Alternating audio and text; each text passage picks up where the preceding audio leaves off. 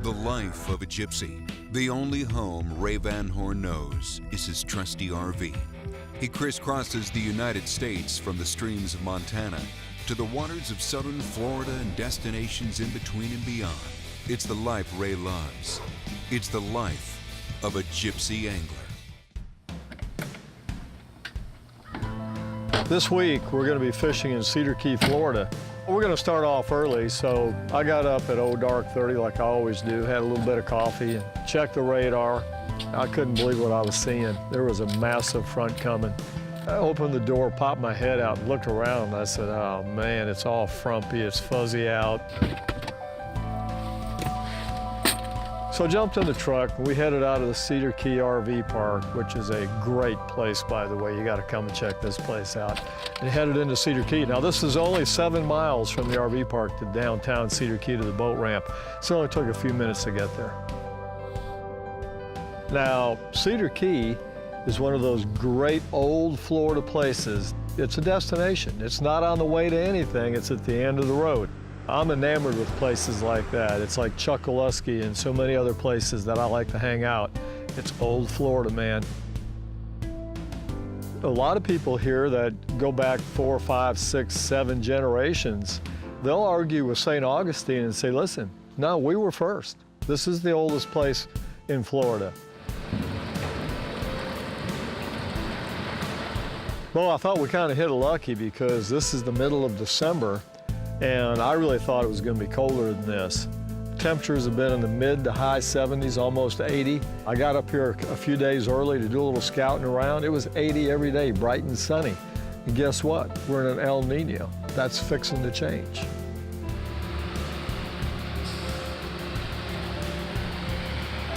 Met up with Dr. Mike Allen, and I said, man, what do you think?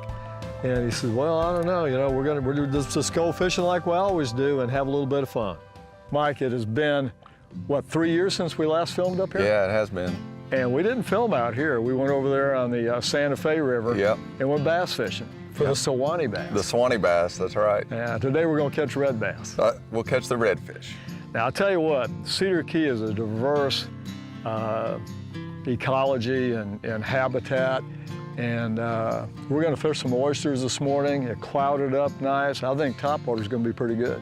Let's give them a go. We didn't have to run very far. I'd found some really cool fish prior to the shoot. The only thing is that the only thing that remains the same is change. Weather's changing. Guess what? Wind was coming out of the east a couple days prior to the shoot. Now it's coming out of the west-southwest, and it's honking, 15 to 20. What that does, that muddies up everything on the outside where these bigger fish have been, and you know what? They don't bite good in that muddy, muddy water out here. So we had to kind of look the scenery over. It's a little dark, it's hard to see. Thank God for good polarized sunglasses. And I said to Mike, I said, inside this first row of oyster bars, the water looks clear. The oyster bars actually serve a role as holding fresh water in the estuary so that it doesn't get as salty. Oh, almost so dam-like. They serve like a barrier that allows the fresh water to stay in, and that brackish water, the fresh and salt mix, is so productive. So the oysters really are important. Not to mention that from a structural standpoint and a habitat standpoint, I mean, it's just unbelievable the amount of crustaceans and finfish that relate to those oyster bars. Now listen, Mike Allen is a biologist and a professor. And all that being said, he's a pretty darn good angler. And wasn't too long, I looked up and he's all bowed up. I just had a flash. Got him. Get him, Mike. Trout. Good eye. He flashed on it. That's a start. Right off that old oyster bar. Not bad.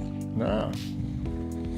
We released that fish, and a few minutes later, he's bowed up again. There's one. You got one? That's a red.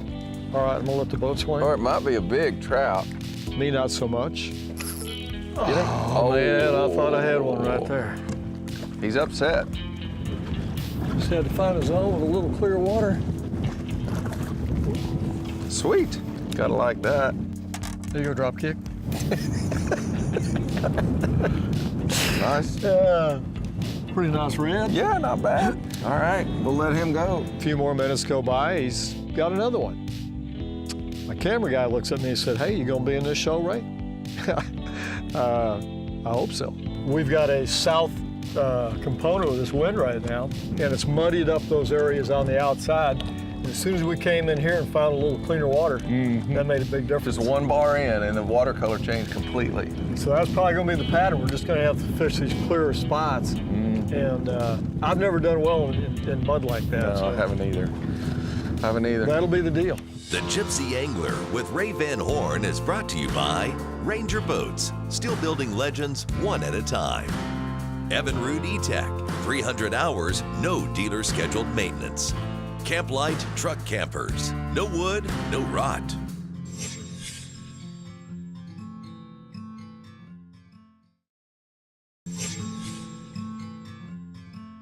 You could tell that, conditions were deteriorating rapidly. The wind was picking up even stronger.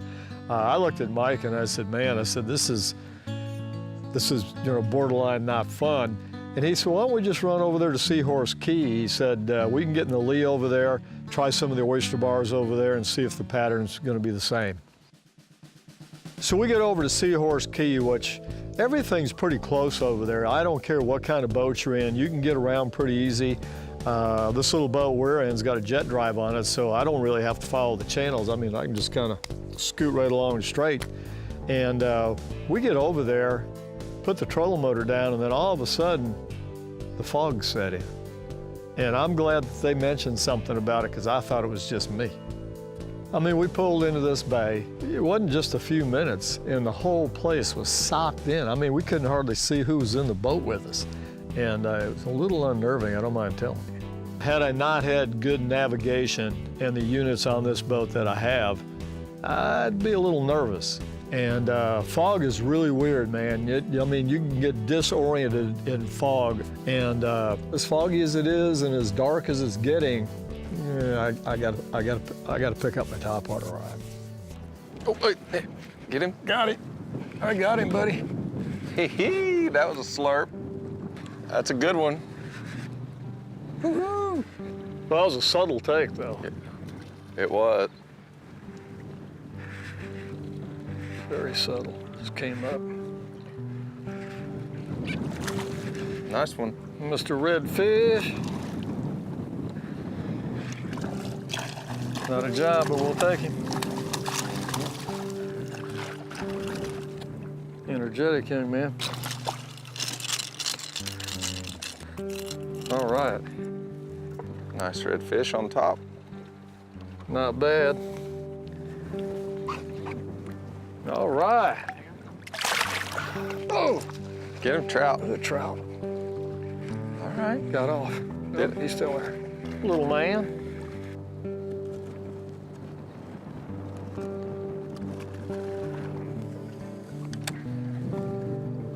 Little guy.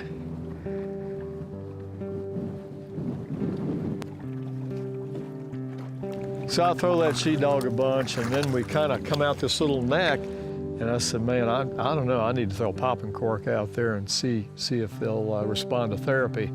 And kind of worked out good. All right, Rusty. Not a giant, but we'll take him.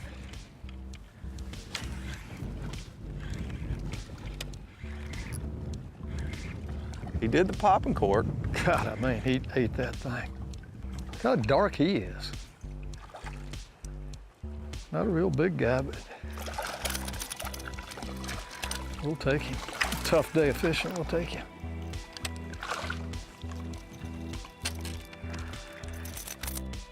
Was pretty. Barely hooked. That's about, what, 16-inch fish? Mm-hmm. Yeah, 16. Maybe 17. Maybe 17. Now, how old's this fish? Year? Yep, about a year. Yep. Spawn in the fall, so it would be about a year-old fish. Yeah. Pretty cool. Bit it like it owed him money. We'll take that.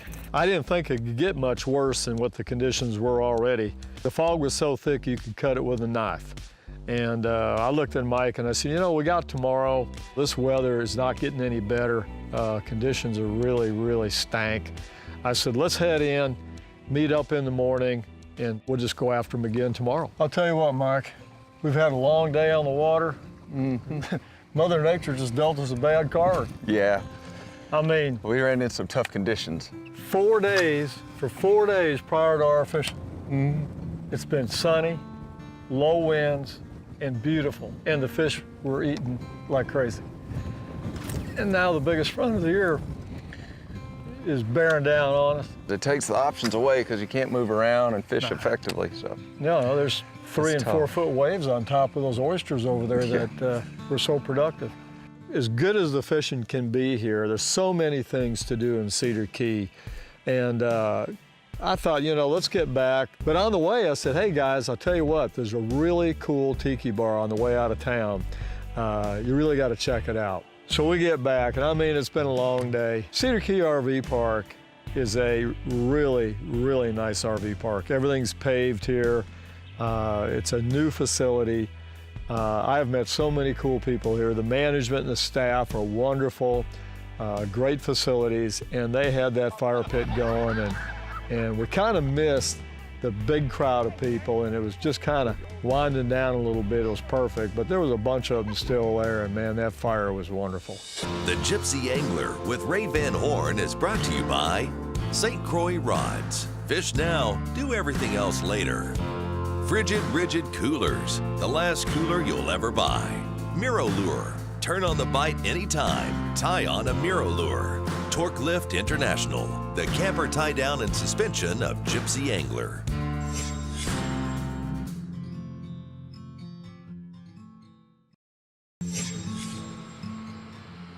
All right, day 2. We got another shot at it. And, you know, we got to the ramp, and I'm going, how bad could it be? They said it might rain a little bit, you know, it'll be on and off. I looked at the radar before I left, and there's this big open area, rain to the north, rain to the south. Pretty much open where we're gonna be, I thought.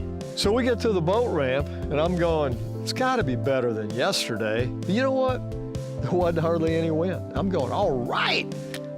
Problem was, the fog and the mist was so thick. I mean, it was 100% humidity. If there's such a thing as 110% humidity, we had it. And it's great for fishing. You know, they're wearing sunblock. Problem is, the cameras don't like it. They don't function real well in all that moist air. Now, I'm talking moist to the point it was almost raining. So, you know, there were times we just had to put the cameras away and wait for a break in the weather. So we bagged those cameras for a while. I don't know, it might have been 20 or 30 minutes. We're a couple of wet dogs. I looked at Mike and I said, man, here comes a little window. I think we're gonna have a few minutes where we can actually do some fishing. And it coincided with the incoming tide, which is, you know, when the bite was really, really turned on. And I said, you know what? They may want something that's just a little subsurface, and you've gotta have something that you can fish over these oysters that's, you know, not gonna be snagging up all the time. And I had a new bait that L&S Lure Company makes called a Little John XL. And you can put that on a rigging hook, either weighted or non-weighted. And because it was so shallow in oysters, I decided to rig it without any weight.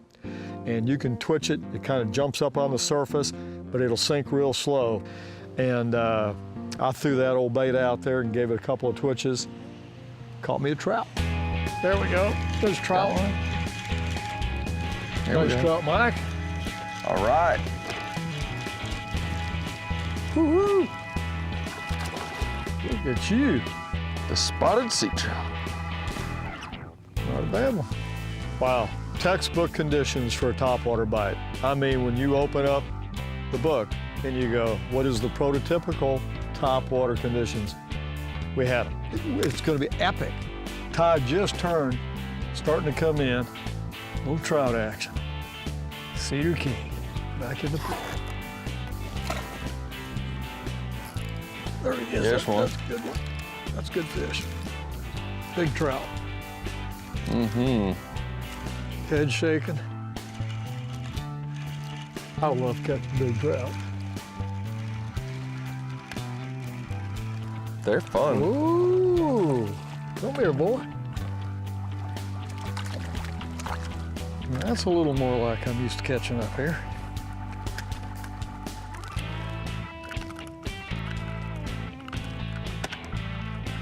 Easy.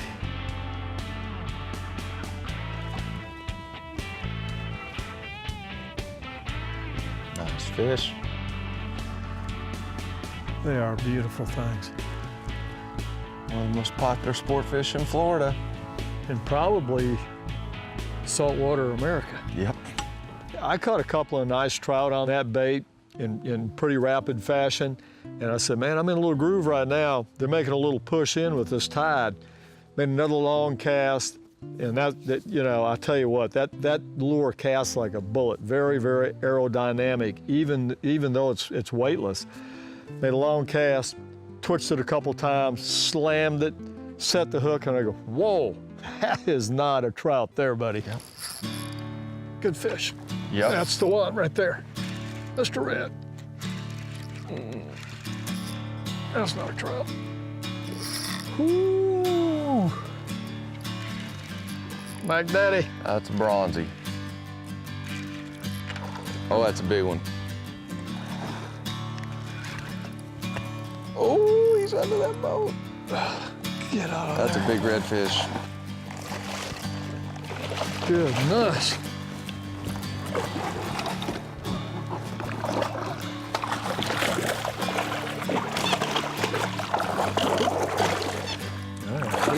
He's getting tired.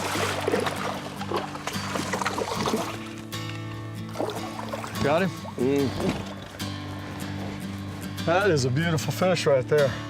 Now that is why we stayed for day number 2. Yeah. Because yesterday there were 3-foot tall waves blowing in here and we couldn't get to these fish. And that's what's representative of this area. Some great, great red fishing right here. We just had to get the tide to come up just a bit and get up on top of that bar. Well, and as conditions would warrant, our window didn't last very long. Started to sock in again. Actually started to rain a little bit, and I turned to Mike and I said, you know what? We got plenty for a show. Quite frankly, I know he had to get back. He had a bunch of school business to take care of, and we just called it a day. It was an awesome, awesome trip back here to Cedar Key. The Gypsy Angler with Ray Van Horn is brought to you by ProCure Bait Sense, ruthlessly effective. Blue Point Fabrication.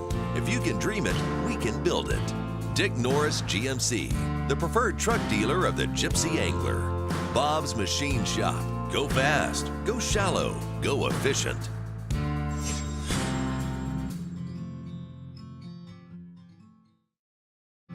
Got it? Trout. Nice trout. And First cast with that gold one. Golden brim, baby. Love that thing.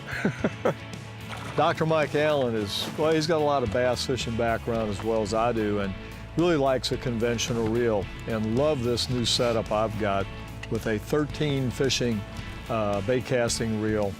It's real pretty fish. On St. Croix's new Avid series. And this is a medium heavy, 7.5-foot casting rod, saltwater series, the new Avid. 40-pound braid. We were using, I believe it was 40-pound fluorocarbon leader to the Little John XL to the rigging hook. That 13 bait casting reel is smooth and fluid, and you can put a lot of drag on them when you hook a big fish. So, wonderful setup. Dr. Mike really, really liked it. Matter of fact, I thought he was trying to take it with him at one point, and I had to get it back, but you can buy one, Mike. You can get one anywhere. Now, I was throwing a 7-foot, the new Avid series spinning rod with a Canyon 3500 spinning reel. I mean, I can cast a long distance with a weightless bait, and that's what I had, the same basic setup, rigging hook, Little John XL. Now we're using a color called Golden Brim, and this has got a lot of copper and gold flake in it. And you know, L&S Lure Company, which is Mirror Lure, they make soft plastics as well as hard baits. And you really need to check their lineup of baits out. They've got a marsh minnow. We caught some fish on that. It's a little boot tail swim bait. They've got a Little John, which is a little 4-inch bait that I throw in a jig a lot. And then the Little John XL is what we're using right here to catch most of these fish. It's just shy of 5 inches long. It's got a real heavy durometer, which means it's a very heavy plastic, very, very durable, soft bait. So when they grab it, they hold on to it. And of course, we had Pro-Cure mullets in all over this thing. And it's got a hook pocket on the bottom and also a slot on the top, so you can rig it where it's snagless and weedless. So working it through those chunk oysters, this was the deal. Well, I'll tell you what, we didn't catch as many of the giants that I was hoping to catch, but I think everybody at home's got a pretty good idea of what you can expect when you come up here. This is a fabulous place, and I'm just glad that the weather turned around a little bit so we could show you day 2. Yeah, no kidding. So I'll tell you what, fish hard. Remember, you don't get this day back. Till next time, tight lines. One more cast.